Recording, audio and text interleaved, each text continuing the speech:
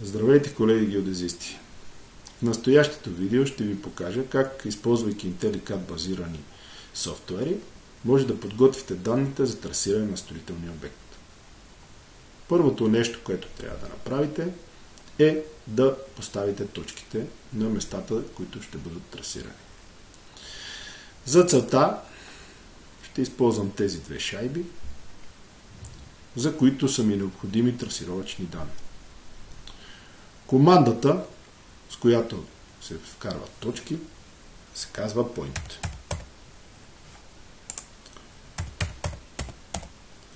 Ето я. Изписваме в командния ред. Както виждате, появява се точката. Самата команда има две опции. Едната опция е Settings, която при избор отваря диалогов прозорец, където избираме слоя, в който ще се въвеждат точките, цвета, вида на точката и големината на точката. След като избереме нашите опции, препоръчвам да използвате отделен леер само за точки. Натискаме ОК и задаваме Multiplay, т.е. много точки. Избираме обекта и започваме да цъкаме точките. Избирам да са ми големи, за да виждам къде съм поставил точки и къде не съм. Както виждате, в момента се въвеждат само точки и няма номера. След като приключа, натискам 10 бутон на мишката и излизам от опцията Point. Виждам точките на шайбата, които са ми необходими. За да получа експорта на точките, трябва да използвам безплатната програма QGIS. Програмата е напълно безплатна, може да се изтегли от официалния сайт на QGIS. Аз съм я инсталирал и сега ще ви покажа какви са процедурите за работа с точки. Запомням файла и го затварям.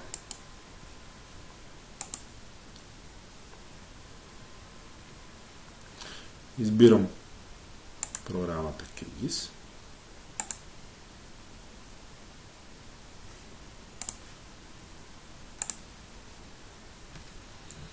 Нов проект.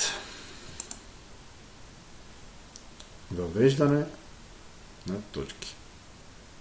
Импорт на слоеве DVG. Тук от трите точки избирам файла, в който ще поставя точките.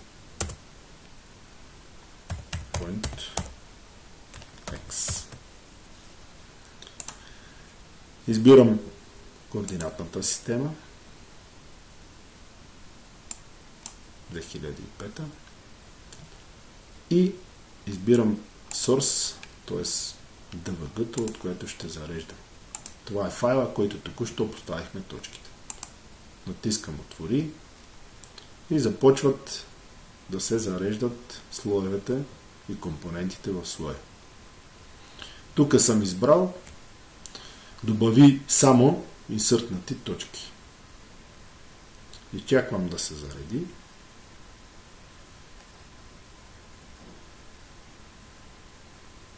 Създавам премахване на всичко бутона и търся нашия слой Point.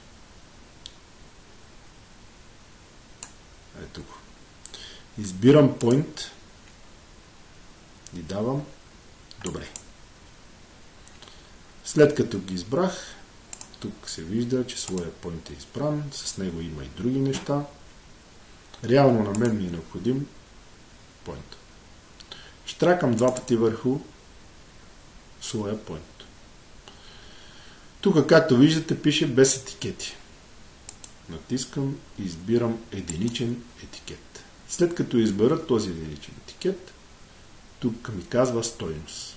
В момента ми е Layer. Избирам Fit. Защо избирам Fit? За да видя номерата, които ми е дало служебно на точките. Това е цвета на точката. Това е символите на точките. Когато съм единичен символ, ето, ще бъдат маркирани с прост символ. Ако штракна на него, мога да избера друг символ, с който да ми се отпечатат точките. Примерно избирам звездичка, може да е червена. Натискам добре. Както виждате, вече имам точките, които вкарах в моя DVG файл, които са ръбовете на шайбите, които са ми необходими. Както виждате, програмата постави автоматично номера на точки, които са доста големи и мен не ме устройват. Изключвам другите слоеве да не се виждат, за да не ме бъркат. Сега, с десен бутон върху Point, отваряне атрибутите на атрибутивната таблица. Тоест, това са атрибутите на слоя, които може да извлечем. Когато го натисна, виждам номера, други неща, но никъде не виждам координати. Затварям и започвам да нагласям наново всичко.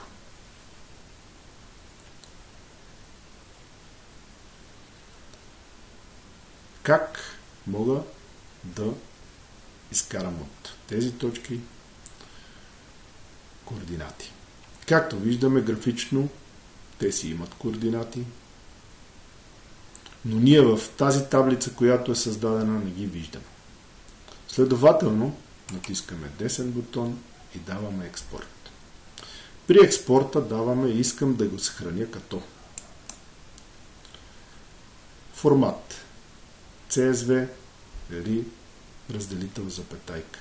Име на файла на експорта. Избирам си проекта и му задавам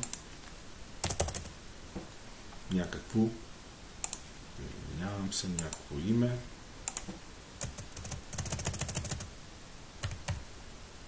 Point Export, примерно.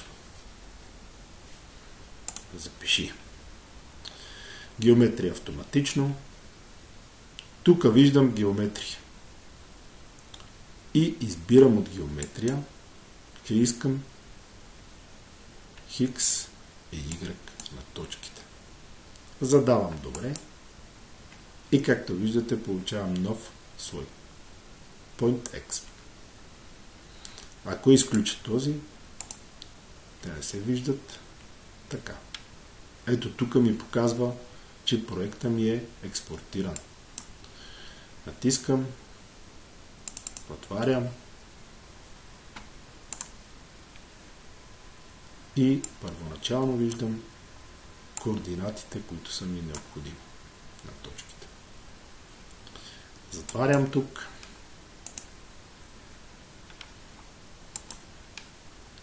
Също така, това вече не ми е необходимо. Мога да го премахна. След това използвам да ги отворя в Excel.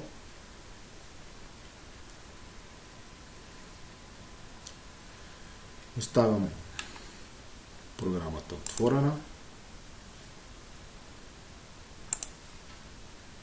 По-скоро затварям програмата. Преименувам файла на txt.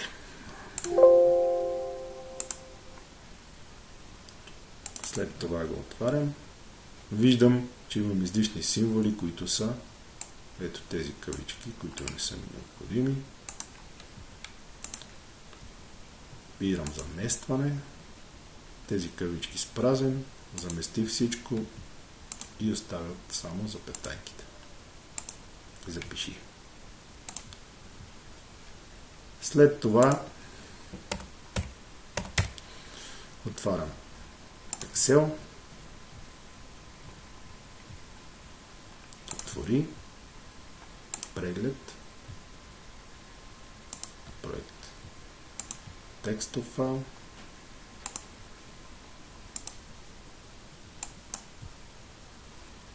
Искам аз да избера разделителя.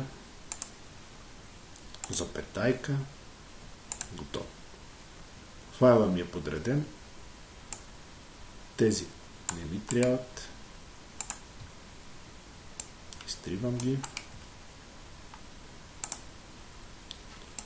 Слагам колона отпред. Номер на точка 1. Попълних всички точки. Пълна серия. Избирам координатите до 3 точки и съхранявам. Този ред отгоре също не ми трябва.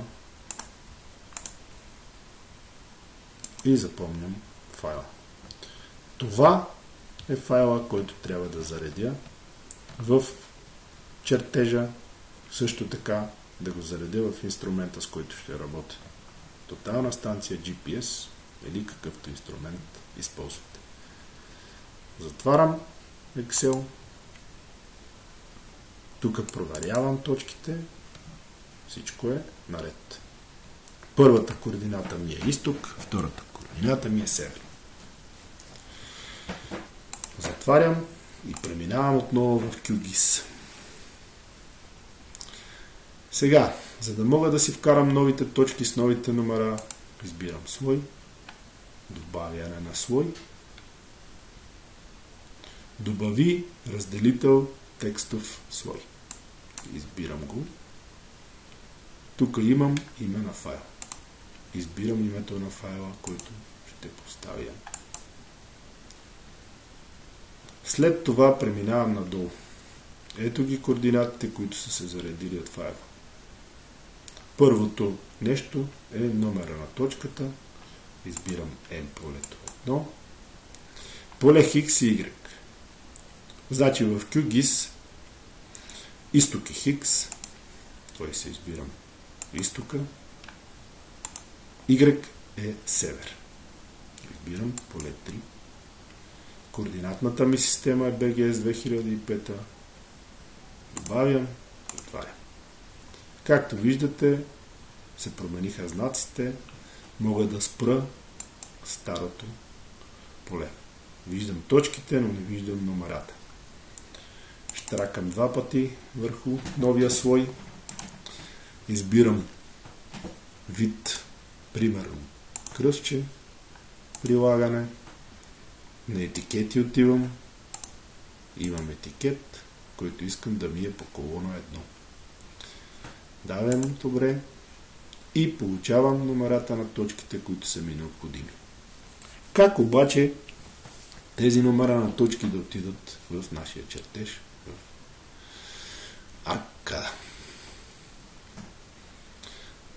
Първоначално се нуждаем от малки настройки на самите точки. Отваряме отново, като щракаме два пъти върху слоя. Избираме цвят на надписа.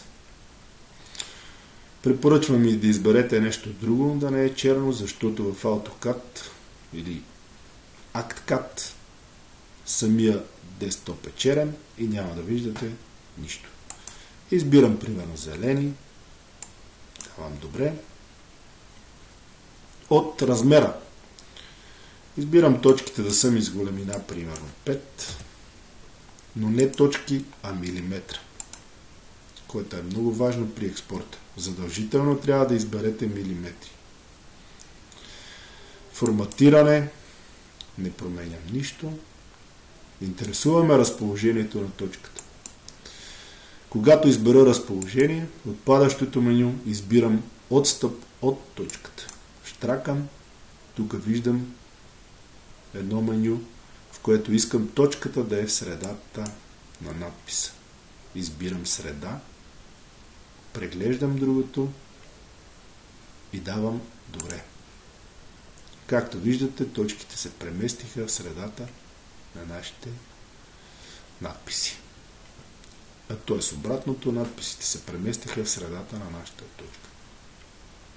След това трябва тези точки да ги преместа в DXF файл, който ще зареда в акт каза. Увеличавам си точките, за да получа мащаба, в който виждам и избирам проект, извеждане в DXF. Задавам име на файла.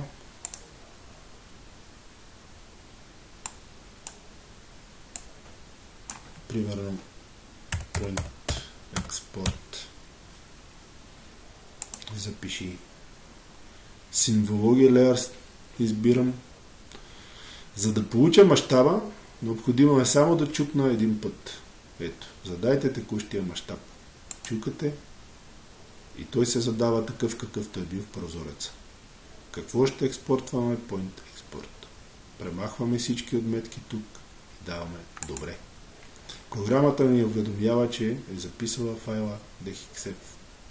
Штракаме върху него един път и виждаме, че в папката имаме новия DXF файл. Сега ще го зареда.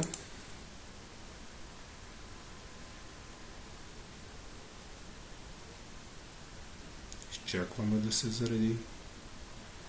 И виждаме, че имаме номера на точките. Прехвърлянето в другия чертеж е съвсем лесно. Избираме един номер. Select подобните. Избираме копи.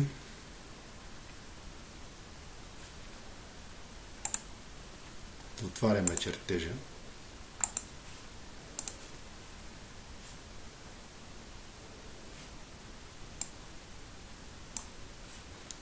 Извинявам се.